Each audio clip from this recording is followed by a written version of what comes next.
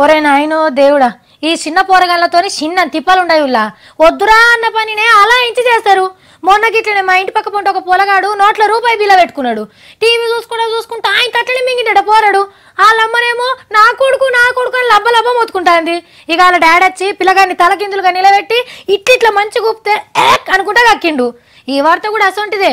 పోరగాన్లు పైలమని చెప్పేదందుకే ఈ వార్త తెచ్చినాం.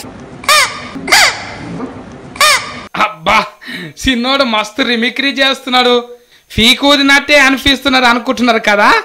కరాట్కే కడుపులో ఫీకే దాచిపెట్టిండు. మళ్ళా పిల్లగాని పేరు అభిరాము.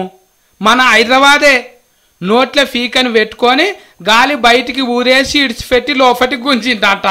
ఇగేమున్నది సురుక్కున కడుపులోకి పోయింది. మాట్లాడిన దగ్గిన ఫీకే సఫ్డే వస్తున్నది. ఫర్వేర్ దావకారులకు తీసుకపోతే ఫీకే ఆపరేషన్ చేసుడు మాతోని కాదన్నారంట. దగ్గు దగ్గు ఎంబటే గాంధీ దావకాలకు తీసుకపోతే డాక్టర్లు ఫరిస్క చేసిండ్రు. కొత్త మిషన్లతోని కడుపును మొత్తం జిరాస్కు తీసిండ్రు. గాలి గుండెల లోపట ఇరుకపోయిందంట. ఆపరేషన్ చేస్తే చిన్నోనికి అపాయం అవుతుందంట అని సన్నటి తీగతోని గుంజేసిండ్రు. ఓ పిల్లగా ఇప్పుడు మాట్లాడరా.